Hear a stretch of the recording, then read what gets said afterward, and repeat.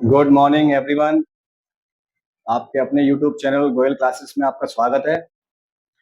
और जैसा कि मैं क्लास 10th मैथमेटिक्स स्टार्ट किया है और एक क्लासेस हम ले चुके हैं जिसमें मैंने वास्तविक संख्याओं के बारे में बताया था।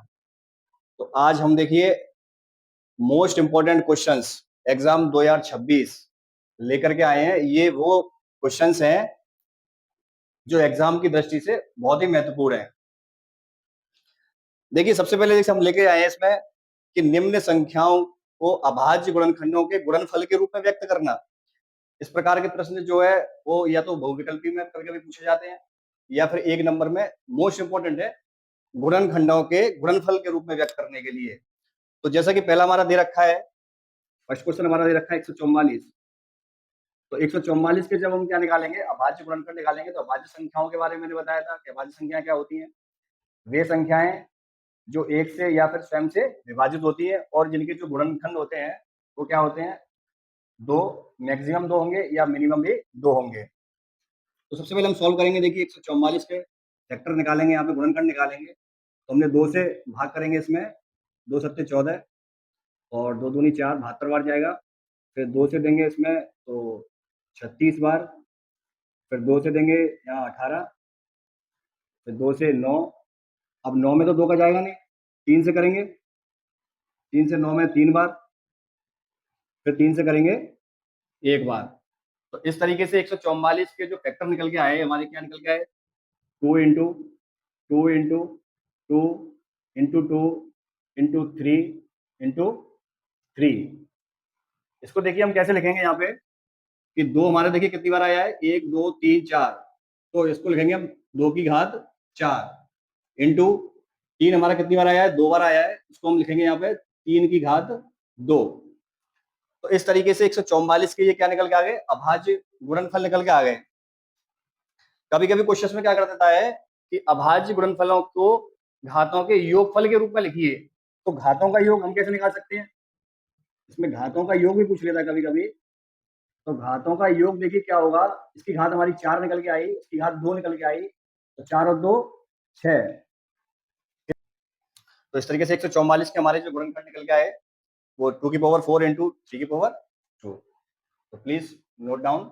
सेकंड क्वेश्चन देखिए हम 156 वाले सॉल्व करेंगे यहाँ पे। तो देखिए यहाँ पे दो का भाग जाएगा क्योंकि इकाई का अंक सम संख्या है।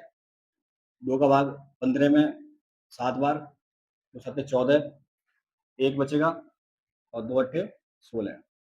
दो से देंगे 78 में, तो दो का भाग हमारा जाएगा 39 बार।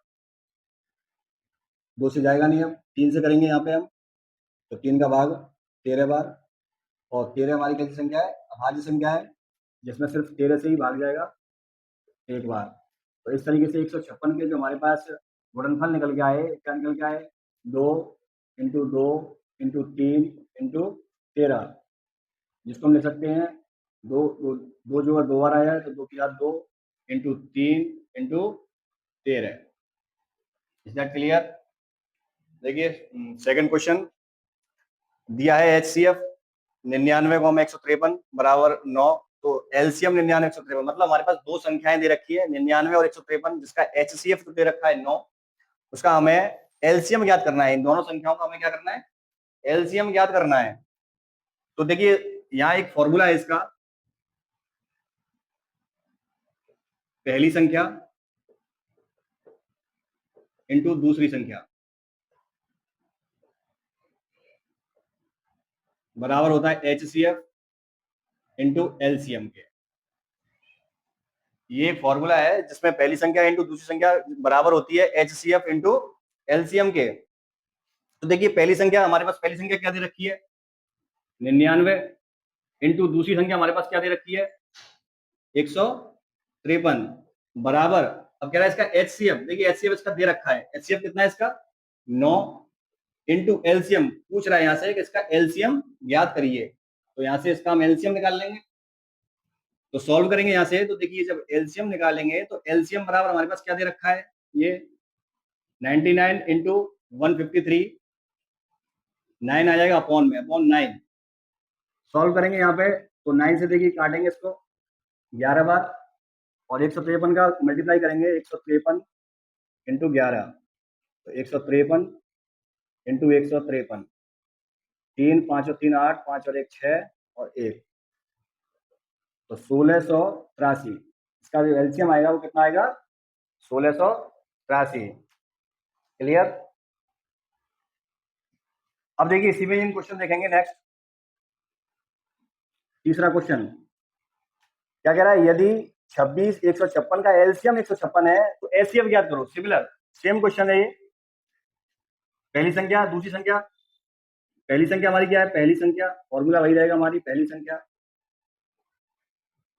इंटू दूसरी संख्या बराबर एचसीएफ इंटू एलसीएम। तो यहाँ पे हम क्या देख पा रहे हैं कि दो संख्या हमारे पास क्या दे रखी है? 26 और 156। तो पहली संख्या हमारी क्या होगी? 26, और दूसरी संख्या हमारी क्या होगी? 156। बराबर देखिए इसका एलसीएम दे रखा है, इसमें एलसीएम कितना दे रखा है? 156 दे रखा है, और एचसीएफ ज्ञात कर रहा है। तो यहाँ पे लिखेंगे एचसीएफ इंटू एलसीएम हमारा 156। तो यहाँ से जब एचसीएफ निकालना है हमें, तो एचसीएफ बराबर क्या हो जाएगा हमारा? 26 इंटू 156, और देखिए ये 156 कहाँ आएगा? 156 अपॉन में आ जाएगा। 156 से 156 कैंसिल, क्या बचेगा हमारे पास? 26। तो इस तरीके से इसका जो एचसीएफ निकल के आ गया, तो एचसीएफ क्या होगा इसका? 26। Is that clear? नेक्स्ट देखिए क्वेश्चन सॉल्व करेंगे यहाँ पे हम। क्वेश्चन नंबर 4 कह रहा है यहाँ पे कि यदि 65 और 117 के एचसीएफ को 65p माइनस 117 के रूप में व्यक्त किया जाए तो p का मान ज्ञात करो। p क्या होगा? p की वैल्यू ज्ञात करनी है इसमें। तो सबसे पहले क्या कह रहा है? 65 और 117 का हमें एचसीएफ ज्ञात करना है। तो सबसे पहले हम क्या करेंगे? 65 और 117, सबसे पहले इनके हम फैक्टर निकाल लेंगे। तो 65 के जो गुणनखंड होंगे वो क्या होंगे? 5 इंटू 13, 13 पंजे 65, और जब 117 के निकालेंगे यहाँ पे, तो 3 गुणा 3, 3 3 का 9, और 117 कैसे आएगा? Into 13, 13 number 117। तो सबसे पहले हम इसका क्या निकालेंगे? एचसीएफ। क्या कह रहा है वो? इसके एचसीएफ, इसका एचसीएफ हमारे पास क्या निकल के आएगा? एचसीएफ कॉमन वैल्यू लेते हैं, कॉमन एचसीएफ में, तो एचसीएफ क्या आएगा यहाँ पे? 13। अब वो क्या कह रहा था इसमें कि 65 और 117 के एचसीएफ को 65p माइनस 117 के रूप में व्यक्त करिए। तो वैल्यू क्या दे रखी है हमारे पास? 65p माइनस के 117, जो किसके बराबर है? एचसीएफ के। एचसीएफ के रूप में हमें व्यक्त करना है इसको, तो एचसीएफ के बराबर आएगा कितना? 13। तो देखिए यहाँ पे 65p बराबर 13, माइनस के 117 को इधर पक्षांतर करेंगे राइट की तरफ, माइनस का है तो प्लस का हो जाएगा 117। तो 65p बराबर हो जाएगा 117, और 13 हमारे कितने होंगे? 130। तो p बराबर देखिए 130 बटे 65, डिवाइड करेंगे यहाँ पे तो ये जाएगा 2 बार। इस तरीके से p का जो मान निकल के आ गया वो निकल के आ गया 2। Is that clear? तो स्टूडेंट प्लीज नोट डाउन। तो देखिए पांचवा क्वेश्चन हमारा, 15 18 और 24 का एलसीएम और एचसीएफ याद करो। तो यहाँ पे देखिए पांचवें क्वेश्चन को हम सॉल्व करेंगे यहाँ पे। तो 15 18 और 24, सबसे पहले 15 के फैक्टर निकालेंगे। 15 के फैक्टर क्या होंगे हमारे? 3 गुणा 5, 2 इंटू 3 इंटू 3, 24 के 2 इंटू 2, 4 दूनी 8 या 24। तो सबसे पहले देखिए हम यहाँ पे क्या निकालेंगे? इसका एलसीएम पूछ रहा है, एलसीएम याद करेंगे। एलसीएम में क्या करते हैं? देखिए 3 हमारे पास संख्याएं दे रखी हैं, तो जिनमें सबसे ज्यादा जिसके फैक्टर होंगे उन्हें लेंगे यहाँ पे। तो देखिए 2 के जो फैक्टर देखे सबसे ज्यादा इसमें दे रखे हैं, तो 2 इंटू 2।